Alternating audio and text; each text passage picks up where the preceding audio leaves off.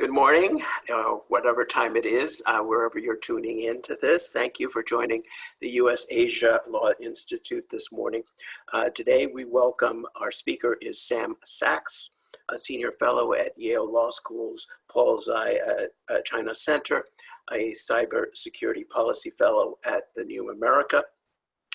And some of you may be familiar with some of her scholarship, short commentaries, as well as podcasts. She has basically leads New America's Data and Great Power Competition project.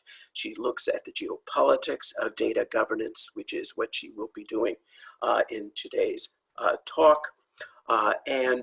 She, just to give you a sense of some of the articles she has published, so if you want to look her up, hopefully not during this conversation, but she's written on how tech can help solve the current COVID crisis. She's written on data security in the US-China tech entanglement, and that should be a core focus today. She's written on the idea that the US and China should decouple and how high tech plays into that debate, on China's social credit system, and whether it is, for example, a threat to privacy, and on how Chinese cybersecurity standards impact doing business in China. She has testified before Congress, and you will see she's quite a lively speaker on this topic. Before we turn to her, just a few housekeeping details. The next Zoom talk the Institute will be hosting will be on Wednesday, May 27th, just a few days away, starting at 10 a.m. Eastern Standard Time.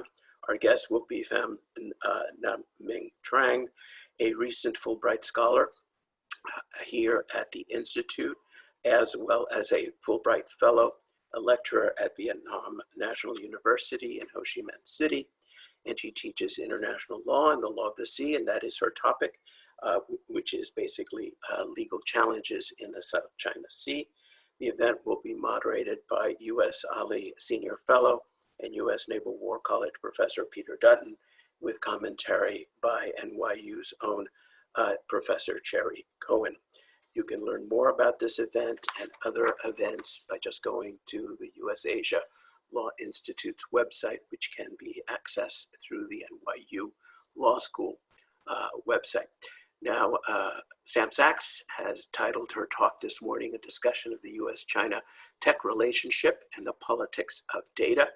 She will speak first for about 20 minutes, then we'll have a short conversation. Then we will open up for questions from the audience. The way this happens in this webinar format is you will write out your questions under the, if you turn down to the bottom of your screen, under Q&A, you will write out those questions, and when it comes time for that, I will try to group questions, look through them, and pick the ones that we can address in our time together, which ends at 11:30. So at this point, I will turn my screen off so you can hear directly from our speaker, Samm Sacks. Thank you so much, Jose, and thank you to NYU, especially NYU colleagues Thomas Streinz and Amba Kak, who I have learned a tremendous amount from as I've ventured a bit further afield from my focus on China's data policies to understand how these dynamics are playing out in a global context, both in Europe and in India. So I wanted to start the talk today bringing us back to March 4th, which is before the world as we knew it shut down in this new COVID era, to a Senate Judiciary Committee hearing where I was testifying. This was a hearing which was ominously entitled Dangerous Partners, Big Tech and Beijing. And it had come at a sort of after a steady drumbeat by Senator Hawley, the chairman of this subcommittee, who had introduced a bill calling out two companies, TikTok and Apple, and basically saying TikTok and Apple are two sides of the same coin when we look at the data security risks facing the United States. both Chinese companies that are operating overseas, like TikTok, and collecting vast amounts of US citizen data that could be transmitted back to China, or companies, US companies that are operating in China that are sharing that data with the Chinese government. And so what this bill that he's introduced, and which was kind of the topic of the hearing, proposes. Now, I don't really think that this bill has much teeth. I don't think it's going to go forward necessarily, but I think it's representative of a very important broader trend, which is the subject of my talk today.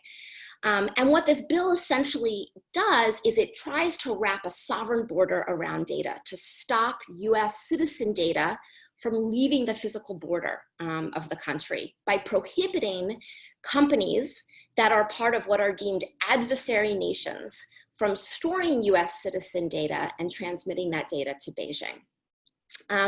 You may all have heard this week, Hawley gave a speech on the Senate floor where he talked about the international order is broken and a need to rip open this broken international order so that the US is not surpassed by China. And I think this speech this week and that bill are intricately linked, because what Hawley is reacting to, which is not just Hawley, but a broader chorus of growing bipartisan consensus, is this idea that the US-led international order is broken, has collapsed. It is up for grabs, I think made even more clear by the botched US response to COVID, and that control over data is going to help reform that order. I think Hawley is right that control over data is the great power competition of the 21st century. And it's not just manifesting in the US-China technology rivalry, which we'll talk more about today, but it's playing out all over the world in ways that will shape that dynamic between the US and China. So India and Europe and Japan all have a role to play in this great power grab that is playing out through control over data. So for my talk today, I've divided the talk into 3 sections to really explore what's going on here. The first is I want to just lay out some very basic terminology. What do we even mean by data? What do we mean by data governance? So everyone's on the same page. And then talk about the different geopolitical fault lines that we're observing here. Of course, there's the US-China one, but then there's a Europe versus China versus the US one. There's an important one between emerging economies like India and advanced economies. And then players like Japan have also come to the table. And I think what this will do is sort of show you this increasingly fragmented data landscape, a way that states are beginning to use control over data as a form of ammunition to maximize their power in the international system. And lastly, what I want to do is to show why I think Hawley is right in that this is the great power competition of the 21st century, but why he's going about it entirely wrong and in a backwards way, and instead lay out my vision for what a US data policy should look like to compete in this very fractured space. So first, let's just talk about some terminology. I'm not going to get too bogged down here, but because these terms are sort of full of jargon, and I know not everyone on the call is a data policy or a technical expert, what do we mean by data? So data refers to the information that is created, that's processed, that's stored digitally by computers. This is often called binary format, so it's machine readable in ones and zeros. Sometimes the term information is used interchangeably with data, but information is really what that data means to humans, right? So if you're talking about social media data, financial data, healthcare data, it's taking that ones and zeros, that data, and it's interpreting it in a way that sort of matters for human interaction, for commercial markets and the like. There are 3 main areas when we talk about, well, let me back up for a moment, data governance. This is where I think the real arena of great power competition is playing out. This means the way that governments interact with each other and with companies in managing and setting the rules for who can collect the data, how it's stored, who it's shared with, right? And there are 3 main reasons that data governance matters. So the first is national security. Whether domestic or international, this is a government's interest in ensuring access to data for the purposes of maybe law enforcement at home. It could also be domestic surveillance. It could be foreign intelligence collection. And then there's conversely a foreign government's concerns about collection of their citizens' data. I'm sorry, you can hear the screams of my boys in the background. I have tried to shut them out, but you may hear them pop up occasionally in this talk. The second area that data governance plays out is in economic growth and innovation. And there are two reasons for this, right? One, the technologies that are going to increasingly be a fundamental part of global economic growth, whether you're talking about artificial intelligence, machine learning, Internet of Things, these are technologies that rely on vast quantities of data to make predictions, to learn patterns, and be able to make action the results of learning from those patterns. So data fuels those new technologies, or it's transmitted through those technologies. It also matters for cross-border commerce. Global companies, not just tech companies, but consumer appliance companies, retail, increasingly trade in goods and services rely on sending data across borders, global e-commerce. The third dimension is content moderation and the way that there are competing demands on what is permissible or not permissible content. My research primarily is not going to focus on content issues. I would refer you to Jennifer Daskell, who's at American University College of Law, who does excellent work on this if you're more interested in the content aspects of data governance. So why is data so intricately linked with international power right now? We often hear this cliche, data is the oil of the 21st century. And I think that analogy is false. And it leads to an inaccurate understanding of the ways in which control over data will rewrite international power. The main reason that it's false, data is not a scarce resource, right? It's not like it's extracted from the ground and my having it means you don't have it. It can be multiplied and copied and used many times over by different parties. So it's not a scarce resource like oil. The second reason this analogy doesn't hold up is that it's not just the volume of data that matters. When we talk about being able to train AI systems using data, it's also the depth, the diversity, the type of data that matters. And here, just to share a good anecdote to illustrate this, Nivrita Rai, who heads Intel in India, gave an interview, and she talked about when she was visiting California from India, she nearly hit a mountain lion crossing the road in her car. And she said, in the United States, this is what you call a corner case. It's so rare that when you're talking about an AI system that feeds into a self-driving car, for example, it's probably unlikely that if you were in the United States, that AI system would have been trained to prepare for the event of crossing a mountain lion on the road. But in India, that happens all the time.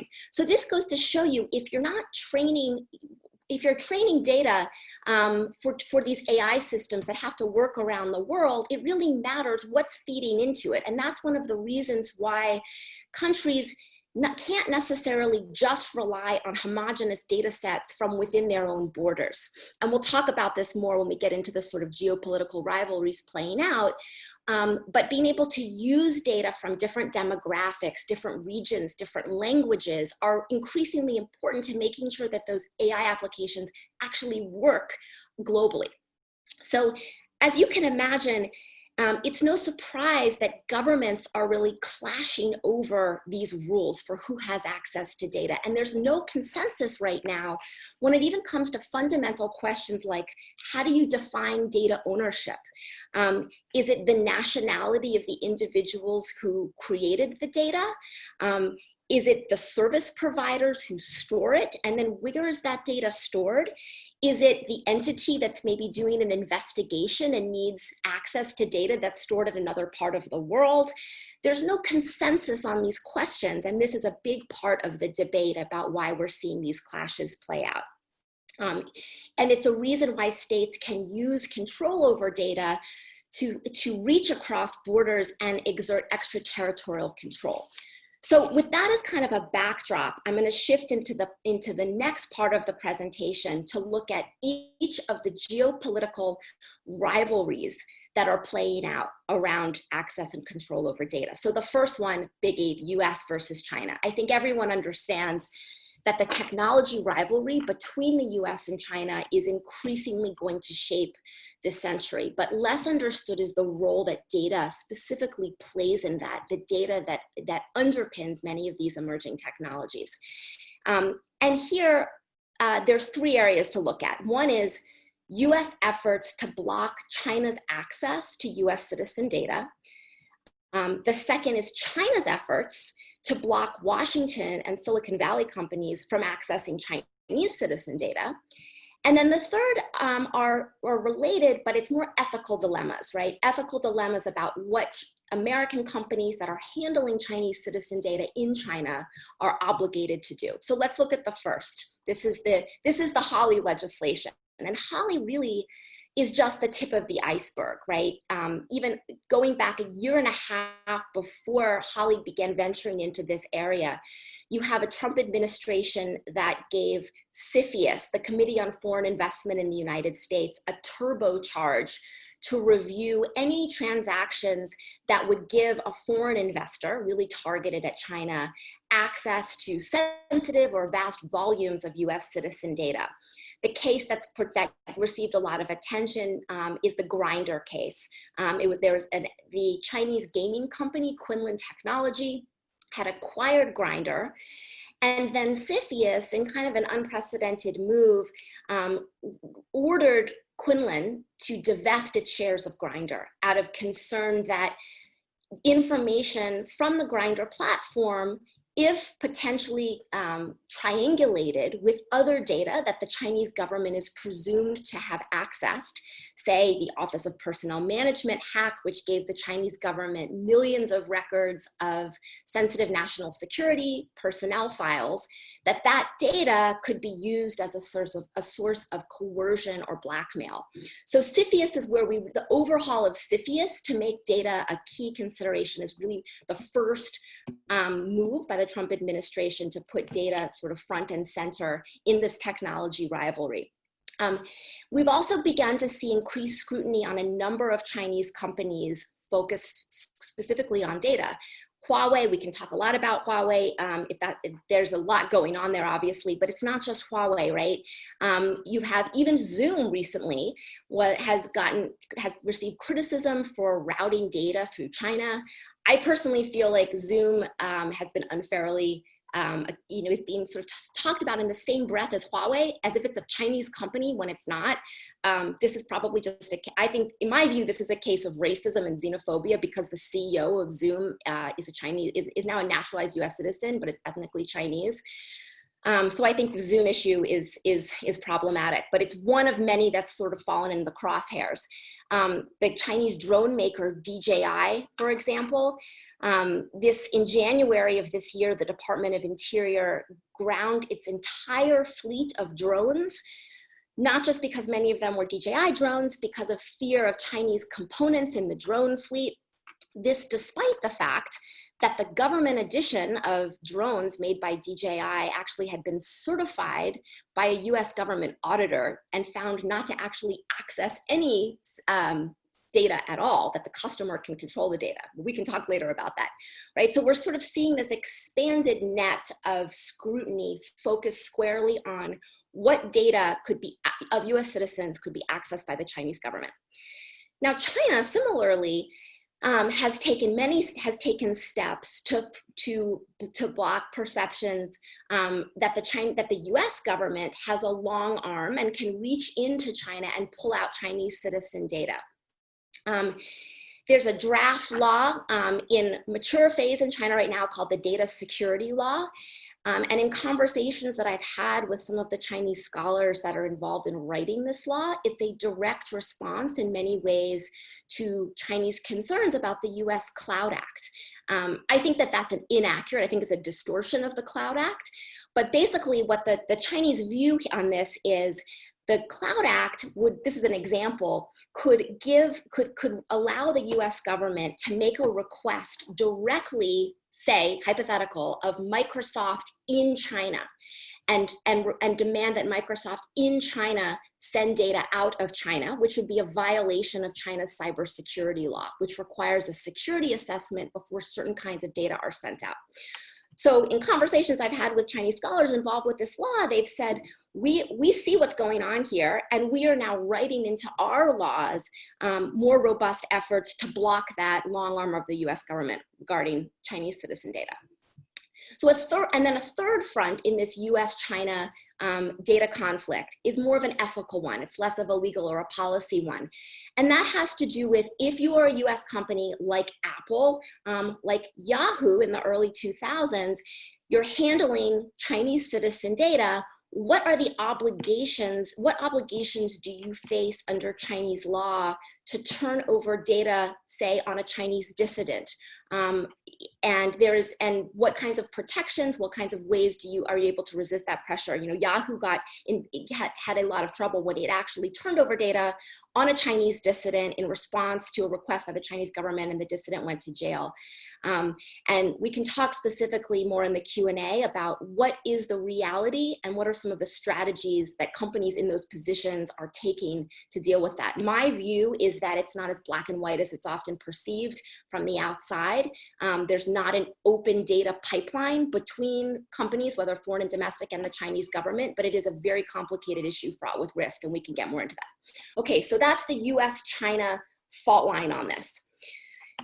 So second area, Europe. Now, both European and American officials, both of them are worried about Beijing's data regime. And so this begs the question, is there an area for Europe and the US to come together as a counterweight to China's data regime? Or will they be so bogged down by their own conflict when it comes to safeguarding data that is shared across the Atlantic that there will still be these splits? And I think, frankly, it can go either way. There's a lot of uncertainty on this.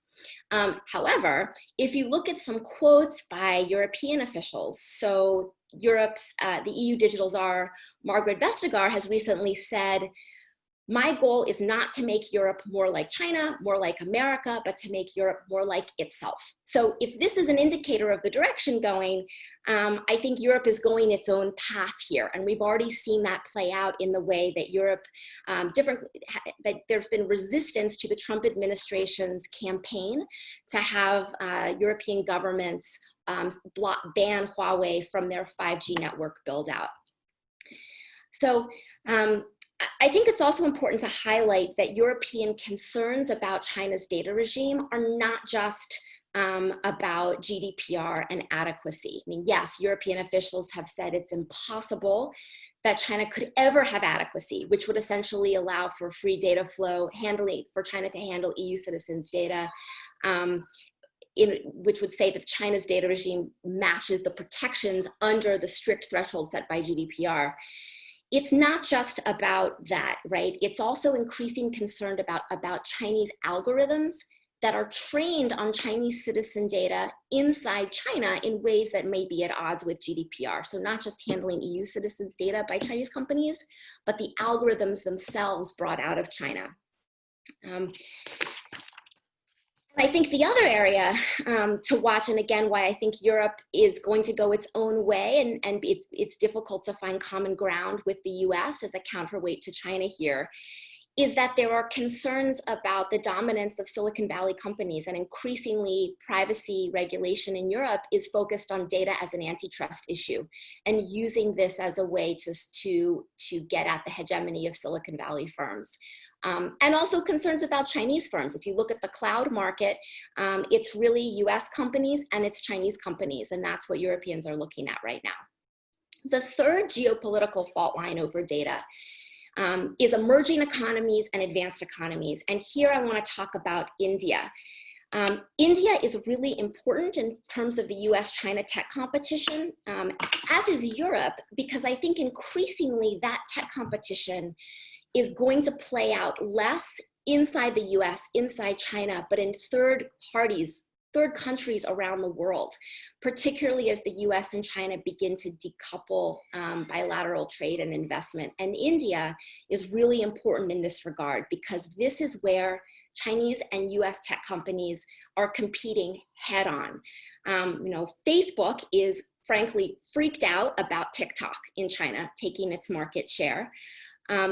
And I think we're already seeing jostling for position around these areas. But if you ask the Indian government, I think that they want to keep both Silicon Valley and Chinese tech companies at bay.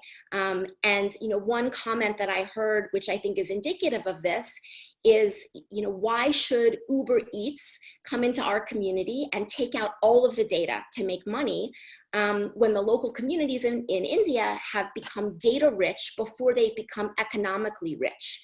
And so it's this concept of data colonialism and India trying to sort of regain influence over the value that comes from their own data, thwarting both the US and China. So far, my view is that Chinese tech companies have a major advantage in India, and it again comes back to rules around data. Companies like Xiaomi, for example, the Chinese consumer electronics company, have been willing to comply with requirements in India to set up servers and open up data for access by the Indian government in ways that have been much more problematic for Silicon Valley companies. So are Chinese companies going to have a leg up in being willing to comply with these localization requirements over data in India? Unclear, and I think COVID has also changed a lot of these dynamics in India as we've seen some of the Chinese investment in Indian startups dry up and Facebook begin to take a bigger role, and we can talk about that. I'd also refer you to your NYU colleague, Amba Kak, who is a true expert in this, and most of the things I've learned about India are from her. So the fourth geopolitical fault line emerging involves Japan. And here the Japanese government under Prime Minister Shinzo Abe has really stepped up to try to assert leadership as the rules for emerging technologies, the digital economy, are very much being written today. At the G20 meeting in Osaka a year ago, last June, the Abe government unrolled an initiative called Data Free Flow with Trust. And the idea is to use this to be able to facilitate more cross-border sharing of data, but with certain safeguards in place. And it was interesting because China actually signed on to the initiative. India did not. And if you're wondering why that is, I think it's telling, if you speak with people behind the scenes about what exactly this Data Free Flow with Trust initiative aims to do, one of the interpretations is that it aims to essentially create a data alliance that might exclude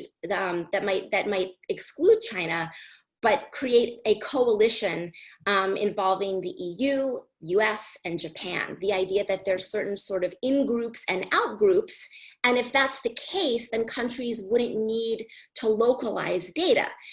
So this might not be acceptable to a government like India that is using data localization as a way to sort of thwart data colonialism, for example. But this raises all kinds of questions, right? What does it mean to create these sort of in-groups and out-groups around data sharing? One, would the US even be willing to sign on to something like that if it's really based on the high threshold of GDPR? But also, what happens if you exclude China from that? And here I think we get into the fourth area of my presentation, which is sort of what should a US data policy, what is a vision for US data policy at this moment, at this inflection point, where I think we are headed toward a world that I'm calling data spheres of influence, which is the idea that states use control over data to maximize their power over others. It's a choke point that is weaponized. So Henry Farrell and Abe Newman, Anthea Roberts have all written about the backlash to globalization, where in the past, going back to the 90s, where we really saw interdependence in trade and investment and supply chains, that global interdependence being a way to maximize efficiency, to promote peace. We are now seeing a sea change to this, where that interdependence is now a source of vulnerability or a choke point. A US government official said to me recently, everyone else has weaponized data flows. Why shouldn't the US also as well? And so I think we are now at a moment where if we look back through history, there are different moments where the rules that were written shaped the global order for decades to come. Whether it's post-World War II and you saw the creation of institutions and rules that ushered in a period of integration of trade and capital and labor that underpin globalization, we are now at another one of those inflection points, and it's around the global data order. And I think that leaders like Holly are taking us over a cliff.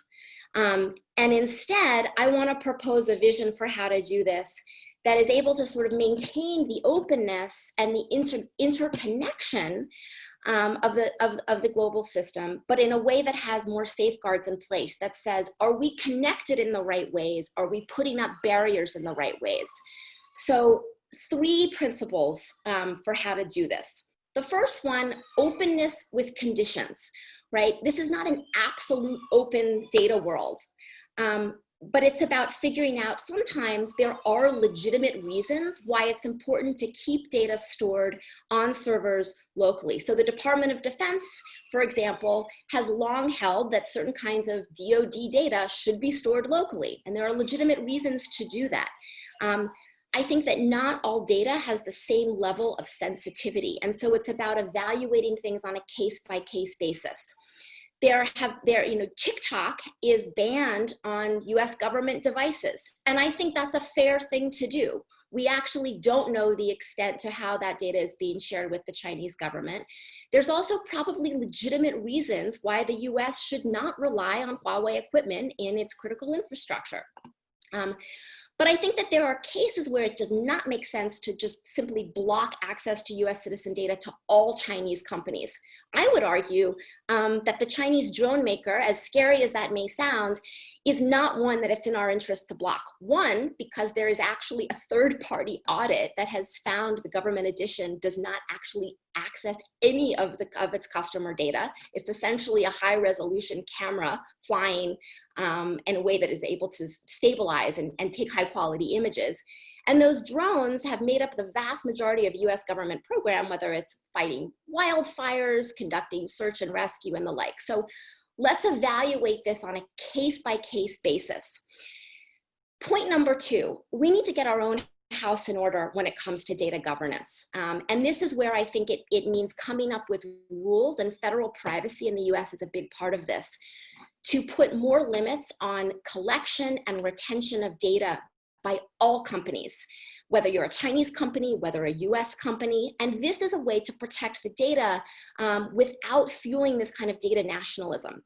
So if we think about cases where US citizen data has been exploited by the Chinese government, the Equifax hack, for example, well, Equifax never should have had the amount of sensitive data stored in the insecure ways that it was.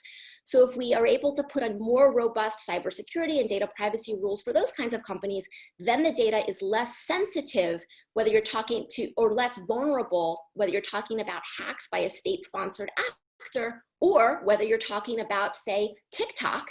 TikTok, if it didn't have access to the volume of data that it does, it wouldn't be then able to transmit that data back to Beijing. So I think here we need to spend less time playing whack-a-mole with different companies that are deemed a threat, and instead focus more on developing legislation and standards to put more robust cybersecurity and privacy rules in place for all companies.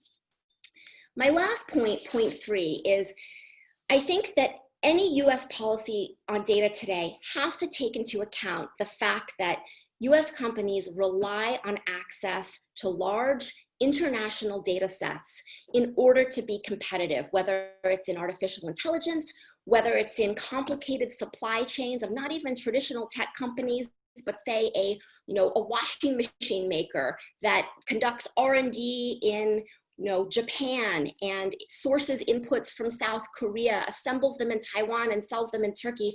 All of that relies on being able to send data across borders. And if we get into this mode where we're identifying adversary nations, not giving them access to data, what that does is it sets off a chain of reaction. It's a blueprint in an environment where there is already rising data sovereignty around the world for others to do the same. And it's interesting, after the Hawley Senate hearing, apparently the Indian government sent a message to the Commerce Department and said, oh, you've been protesting data localization in India, but now look what you guys are doing. What's to say we shouldn't do it either? And this is something that I think ultimately is a losing game for us. So I'm going to wrap up there. I will say in closing, this is part of research for an ongoing book project. I'm at the very beginning stages of the book, so I very much welcome input as I'm shaping the research. I've found that conversations like this have been very important in terms of sharpening the arguments and learning more for the research for the book. And what I'm really trying to do is also to break down some of the silos that this type of conversation often happens in. You know, you have the privacy community, you have the international relations, the grand strategists who are looking at sort of the bigger geopolitical picture. You have the China watcher community.